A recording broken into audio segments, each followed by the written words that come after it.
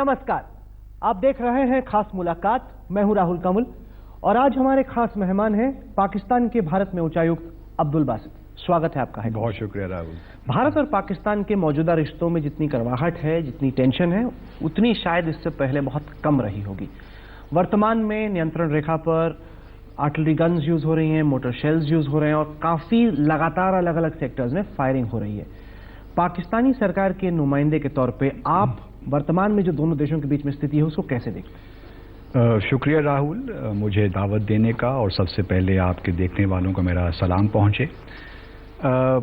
मैं समझता हूं कि पाकिस्तान और भारत के दरमियान जो ताल्लुकात हैं, इससे पहले भी हमने ये हालात देखे हैं। हमने जंगें भी लड़ी हैं और इस किस्म के हालात पहले भी रहे हैं। लेकिन बहैसियत पाकिस्तान के हाई कमिश्नर के यहाँ न्यू दिल्ली में यकीनन मेरी ख्वाहिश तो यही है कि भारत और पाकिस्तान के दरमियान जो ताल्लुकात हैं वो बेहतर हों, हमारे जो तनाज़ात हैं वो ख़त्म हों और हम एक अच्छे हमसायों की तरह अपने मामलात तय करें और आगे बढ़ें। और इसी हवाले से जो हमारी कोशिशें भी हैं और पाकिस्तान अपने तय पूरी कोशिश कर रहा है कि भारत के साथ हमारे ताल्लुकात हों, लेकिन मसाइल हैं, उसमें भी कोई शक नहीं है। आपको कोई रास्ता नजर आता है? आप कह रहे हैं कि आप चाहते हैं कि दोनों देशों के बीच में रिश्ते बेहतर हों, लेकिन ऐसे टाइम पे जब अभी भी पाकिस्तान में टेररिज्म को सपोर्ट बरकरार है, अभी भी लाइन ऑफ कंट्रोल पे लगातार फायरिंग हो रही है, कैजुअल्टीज हो रही हैं बॉर्डर की इस तरफ, तो ऐसे में आपको कोई बाहर का रास्ता, आगे बढ़ने का रास्ता नजर आता है?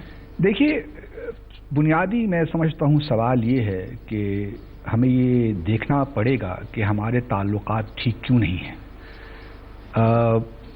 अक्सर यहाँ भारत में दोस्तों से बातचीत होती है तो यहाँ ये कहा जाता है कि दहशतगर्दी एक बहुत बड़ा मसला है जिसकी वजह से हमारे ताल्लुकात ठीक नहीं हैं।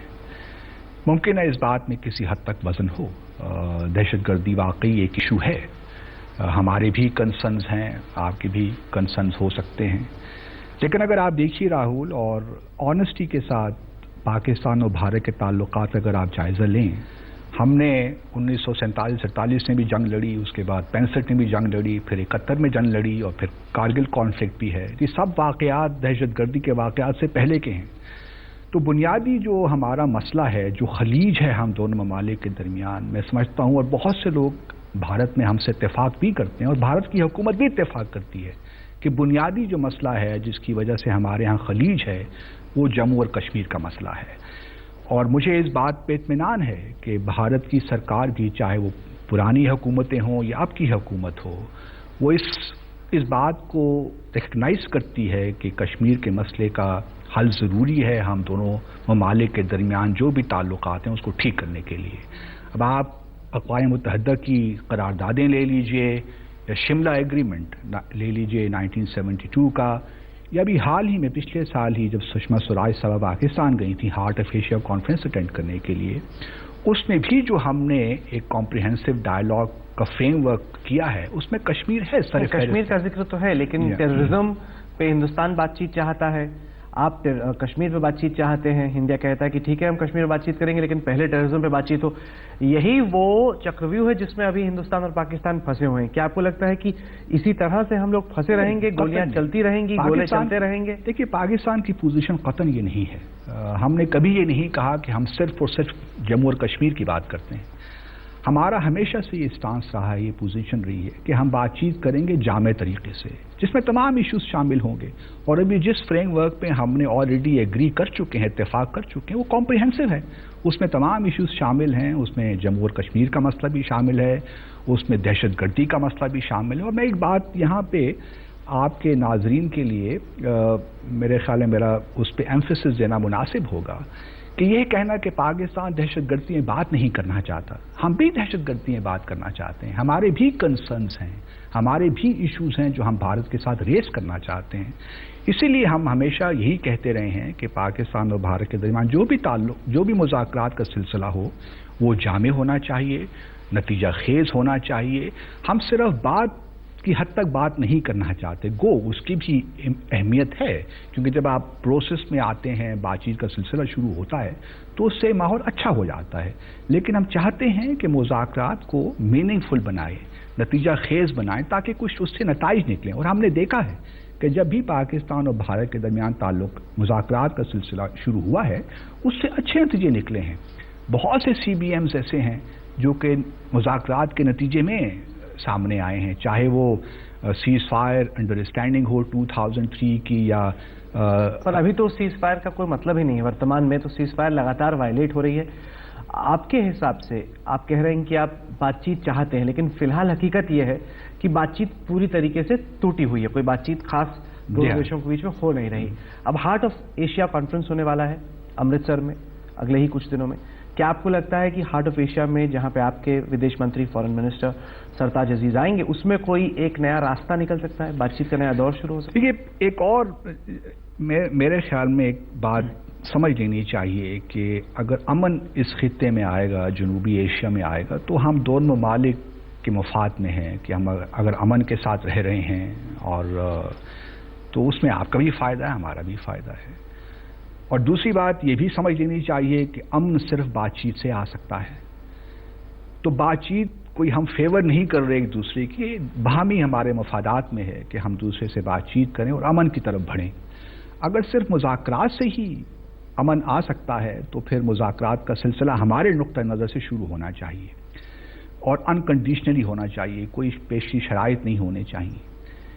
اور یہی ہمارا ہمیشہ سے پالیسی رہی ہے, کیونکہ ہمارے وزیر اعظم کا ہمیشہ سے یہ رہا ہے کہ اگر ہم نے اس خطے کو ترقی کی راہ پہ گامزن کرنا ہے تو اس کے لیے امن بہت ضروری ہے اور امن کے لیے بات چیت بہت ضروری ہے.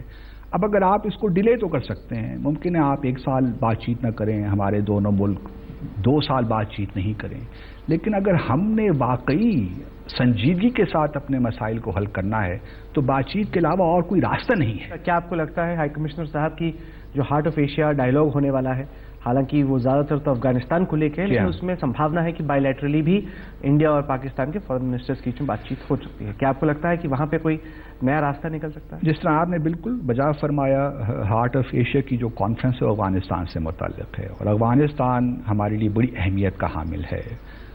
ہمارا جو ایک کردار ہے افغانستان کے حوالے سے, ہم چاہتے ہیں کہ افغانستان میں اسٹیبلٹی آئے, وہاں پہ اکنامک ریکنسٹرکشن ہو, ریوائول ہو, اس ہمارے اپنے مفاد میں بھی ہے. اگر افغانستان میں امن آتا ہے تو وہ پاکستان کا اس کو براہ راست فائدہ ملتا ہے. اب ہمارے ایڈوائزر صاحب یہاں تشریف لائیں گے, سشما سوراج صاحبہ اللہ تعالیٰ ان کو صحت دے, وہ نہیں جا رہی امرتسر کانفرنس میں, لیکن اگر بھارت کی طرف سے ہمیں کوئی مثبت تجویز ملتی ہے تو میں آپ کو یقین دلاتا ہوں کہ پاکستان اس کو پازیٹیولی کنسیڈر کرے گا. کیا اب تک کوئی بائی لیٹرل ڈائیلاگ کے لیے, کیونکہ اب یہ ہے کہ ہاتھ پہلے کون بڑھائے گا, ہاتھ پہلے کون بڑھائے گا, اس طرح کی استھتی ہو سکتی ہے, تو ایسے میں کیا اب تک کوئی اپروچ ہوا ہے کہ کیا بائی لیٹرلی کوئی بات چیت ہوگی دونوں دیشوں کے بیچ؟ جہاں تک مجھے معلوم ہے ایسی کوئی اپروچ کسی طرف سے ابھی تک نہیں ہوئی, لیکن جس سے میں نے پہلے عرض کیا, اگر بھارت بحیثیت میزبان کوئی پازیٹیو تجویز دے گا, مثبت تجویز دے گا, تو پاکستان اس کو پازیٹیولی کنسیڈر کرے گا. فی الحال جو شیڈیول ہم نے دیکھا ہے وہ یہ سجیسٹ کرتا ہے کہ سرتاج عزیز صاحب صبح آئیں گے اور شام کو چلے جائیں گے. جتنے بھی باقی کنٹریز کے فارن منسٹرز آ رہے ہیں وہ ایک رات پہلے آ رہے ہیں, رات کو ڈنر ہے جو انڈیا ہوسٹ کر رہا ہے. تو ایسے میں شیڈیول کو ہی دیکھ کے لگ رہا ہے کہ کہیں ایسا تو نہیں کہ کیول رسم ادائیگی کے لیے پاکستان کے جو فارن افیئرز ایڈوائزر ہیں وہ بھارت آ رہے ہیں. دیکھیے یہ بات نہیں ہے, میں دوبارہ آپ سے یہ عرض کروں کہ ان چیزوں کو زیادہ اہمیت نہیں دینی چاہیے. ٹھیک ہے وہ آئیں گے, افغانستان پہ کانفرنس ہے, ہم اپنی جو ہے ہماری کنٹریبیوشن وہ ہم کریں گے, اور اس کا جو مقصد ہے اس کانفرنس کا وہ اچیو ہو جانا چاہیے ہمارے حساب سے, اور وہ ہمارا پرائمری پرپز آبجیکٹو ہونا چاہیے. ضروری نہیں ہے کہ اب ہماری جو کاوشیں ہیں وہ امرتسر کی کانفرنس تک محدود ہو جائیں. اگر ہم نے باقی آگے بڑھنا ہے تو پاکستان کا ہائی کمیشن یہاں موجود ہے, بھارت کا ہائی کمیشن اسلام آباد میں موجود ہے, بہت کچھ ہو سکتا ہے سفارتی ذرائع کے حوالے سے بھی. کیا ضروری ہے کہ ہم امرتسر کانفرنس کا انتظار کریں اور تب تعلقات کو بہتر کریں؟ پاکستانی آرمی کے سپورٹ سے آتنکوادی انڈیا میں آئے اور ہمارے ایک جوان کا سر قتل کر کے لے گئے. یہ اب ہمیں نہیں معلوم, ہمارے پاس کوئی اس قسم کے نہ شواہد ہیں, اس قسم کی کوئی چیز ہے. ہمارا بڑا سمپل معاملہ ہے, ہم چاہتے ہیں کہ سیز فائر جو انڈرسٹینڈنگ ہے 2003 کو اس کو ہمیں ابائڈ کرنا چاہیے. اس کے لیے اگر آپ چاہیں گے تو جو یونائٹڈ نیشنز آبزرور گروپ ہے, مشن جو ہے, آپ پھر ایسی بات کرتے ہیں جو آپ جانتے ہیں کہ انڈیا کو تو پھر کیا آگے بڑھیں گے. آپ ہمیں الزام دیتے ہیں کہ ہم انپرووکڈ فائرنگ کرتے ہیں, لیکن اس میں کوئی حقیقت نہیں ہے. کسی کو تو فیصلہ کرنا ہے نا. اگر آپ اسی طرح چلتے رہے کہ بھئی آپ ہمیں الزام دیں گے, ہم کہیں گے نہیں آپ شروع کرتے ہیں, تو کوئی چیز تو ہونی چاہیے, کوئی بیچ والا راستہ تو نکلنا چاہیے. اور پھر ہمارے وزیر اعظم نے دیکھیے 2015 میں جب انہوں نے اقوام متحدہ میں اپنی تقریر کی تو انہوں نے ایک پروپوزل تجویز دی کہ آپ اس انڈرسٹینڈنگ کو ہم فارمل ایگریمنٹ میں کنورٹ کر لیتے ہیں, لیکن بھارت کی طرف سے کوئی ہمیں جواب نہیں ہے, بدقسمتی کے ساتھ. تو ہماری طرف سے دیکھیے سنجیدگی, آپ ابھی بھی چاہتے ہیں کہ سیز فائر فارملائز ہو, ایک agreement. We do not mind, کیوں نہیں. اگر ایک ایگریمنٹ ہو سکتا ہے تو ہو جانا چاہیے, اور اس کے جو قیود ہیں, اس کی حدود ہیں, اس کو متعین کر لینا چاہیے. نہیں پر سر سوال تو وہی آ جائے گا نا کہ اگر وہاں سے انفلٹریشن بھی ہو رہی ہے اور ٹیررسٹ کو سنیک ان کرنے کی کوشش کی جا رہی ہے, اور پھر آپ کہیں کہ سیز فائر ہو جائے اور آپ گولیاں نہ چلائیں, تو ہندوستان کی سینا کو, ہندوستان کے لوگوں کو لگتا ہے کہ آپ ہاتھ باندھ رہے ہیں ان کے پیچھے. دیکھیے یہ بھی ایک بڑا عجیب سا مسئلہ ہے جو اس وقت جموں اور کشمیر میں ہو رہا ہے. کیا واقعی سمجھتے ہیں کہ یہ دہشت گرد یہ سب ڈیمانسٹریشنز پروٹیسٹ کر رہے ہیں؟ اگر 2 لاکھ سے 3 لاکھ لوگ فیونرل اٹینڈ کرتے ہیں برہان وانی کا تو سارے ٹیررسٹ ہیں. اگر پچھلے 4 ماہ سر آپ دیکھ لیجئے, جب سے ڈی مانیٹائزیشن ہوا اور 500 اور 1000 روپے کے نوٹس کرنسی کے باہر گئے, تب سے کوئی اس طرح کا پروٹیسٹ نہیں ہوا, کیونکہ جو بہت حد تک حقیقت یہ ہے کہ حریت کو پیسہ سپلائی کرنے میں پاکستان کی ISI کا ہاتھ ہے. ایسے بہت سارے انٹیلیجنس انپوٹس ہیں. اس سے آپ کیا سمجھتے ہیں کہ جموں اور کشمیر کا مسئلہ حل ہو گیا ہے راہل؟ اگر پروٹیسٹ نہیں ہو رہے تو یہ مسئلہ حل ہو گیا ہے؟ مسئلہ تو اپنی جگہ برقرار ہے. دیکھیے نا, جموں اور کشمیر کے لوگوں کی جو اسپریشنز ہیں, اور آپ کے اپنے بہت سے لوگ مانتے ہیں, میں کس کے نام لوں یہاں پہ, میں اخبارات پڑھتا ہوں, لوگوں سے ملتا ہوں, لوگ اس بات کو جانتے ہیں اور سمجھنا شروع کر دیا ہے کہ ایک سیاسی مسئلہ ہے. اس کو آپ طاقت کے زور پہ یا کسی اور طرح اس کو ریزالو نہیں کر سکتے. ایک سیاسی مسئلہ ہے, لوگوں کی ایسپریشنز کا مسئلہ ہے, اس کو حل کرنے کے لیے بہرحال سیاسی فیصلے کرنے پڑیں گے. ہائی کمشنر, ابھی پاکستان میں آرمی چیف نئے آ رہے ہیں, جنرل باجوہ صاحب چیف بن رہے ہیں, اور ایسے میں سوال یہ اٹھ رہا ہے کہ کیا نئے آرمی چیف کے ساتھ سمبھاونا ہے ایک نئی شروعات کی, کہ اب تک جو ایک طریقے سے بھارت اور پاکستان کے بیچ میں دوستی نہیں ہو پائی تھی, کیا آرمی چیف کے بدلنے سے اب ایک طریقے سے سویلین اسٹیبلشمنٹ کی سپریمیسی پاکستان میں اسٹیبلش ہو گئی ہے؟ میرے خیال میں اس کو اننیسیسریلی اتنی اہمیت دی جا رہی ہے. جہاں تک پاکستان کی بھارت پالیسی کا تعلق ہے, انڈیا پالیسی کا تعلق ہے ہماری, وہ شروع دن سے بڑی واضح ہے.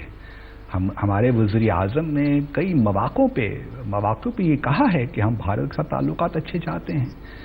اب ہمیں سمجھ نہیں آتی کہ تعلقات کوئی ہوا میں خلا میں تو بہتر نہیں ہو جائیں گے, اس کے لیے کچھ کوشش کرنی پڑے گی, ایک دوسرے کے ساتھ بات چیت کرنی پڑے گی, جو ہمارے مسائل ان کو حل کرنا پڑے گا, یہی واحد طریقہ ہے.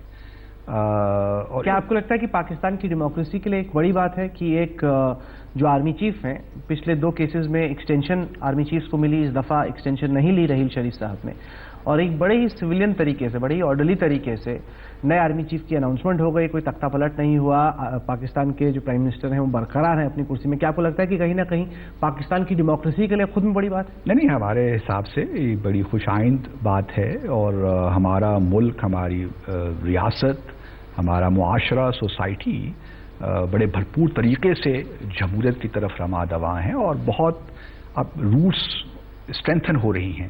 ہماری سول سوسائٹی, ہمارا میڈیا, ہماری جوڈیشری. دیکھیے, جمہوریت انتخابات کا نام تو نہیں ہے. جمہوریت تو ایک پورا مزاج ہوتا ہے کسی معاشرے کا, اور مزاج وہ بن گیا ہے الحمدللہ, اور ہمیں یہ بڑی خوش آئند بات ہے. آپ کہہ رہے ہیں کہ مزاج بن گیا ہے, تو کیا آپ کی انڈرسٹینڈنگ ہے کہ آپ کے حساب سے کم پاکستان میں آگے چل کے تختہ پلٹ یعنی کو نہیں ہوگا, کیونکہ پچھلے 70 سال میں آدھا وقت پاکستان آرمی کی حکومت میں رہا ہے, کیا آپ کے حساب سے ڈیموکریسی اتنی اسٹرینتھن ہو چکی ہے؟ Definitely, that goes without seeing, اس میں تو کوئی شک ہی نہیں ہے. میں تو پچھلے جب سے یہاں بھارت میں آیا ہوں اپنے دوستوں سے یہی کہہ رہا ہوں کہ اب کوئی گنجائش ہی نہیں ہے, کیونکہ معاشرہ ہمارا ماشاءاللہ میچور ہو گیا ہے. ہماری جو ڈیموکریٹک ویلیوز ہیں وہ بڑی اسٹرانگ ہو گئی ہیں. تو کوئی ممکن اس میں کوئی فائدہ بھی کسی کا نہیں ہے, کیونکہ پاکستان کی دیکھیے نا, ایک جمہوری عمل چل پڑا ہے اور تمام لوگ پارٹیسپیٹ کر رہے ہیں، چاہے وہ سیاسی زندگی ہو، اقتصادی زندگی ہو، تو میں نہیں سمجھتا کہ کوئی بھی گنجائش ہے. نہیں، کیونکہ بھارت میں پہلے کہیں نہ ماضی میں ہوتا رہا ہے، اب اسی کوئی گنجائش نہیں ہے. کیونکہ بھارت میں کہیں نہ کہیں یہ تصویر بنی کہ پیناما پیپرز کا کیس باہر آنے کے بعد جو چارجز آپ کی سویلین گورنمنٹ پہ لگے، اس کے بعد جس طریقے سے اپوزیشن کھڑا ہوا کہ سویلین اسٹیبلشمنٹ تھوڑی انڈرمائن ہو گئی، کہ جو آپ کی ڈومیسٹک پالیسی ہے، آپ کی افغانستان پالیسی، آپ کی انڈیا پالیسی، اس میں آرمی حاوی ہو گئی، اور زیادہ تر جو کالز ہیں وہ راولپنڈی میں لیے جا رہے تھے آرمی دوارا، بجائے اس کے کہ نواز شریف تو یہاں تک کہ لاہور میں زیادہ وقت بتانے لگ گئے تھے، اسلام آباد میں کم. نہیں، اب مجھے نہیں معلوم آپ اس کو کس طرح دیکھتے ہیں، لیکن پاکستان میں کوئی کنفیوژن ہمارے ہاں نہیں.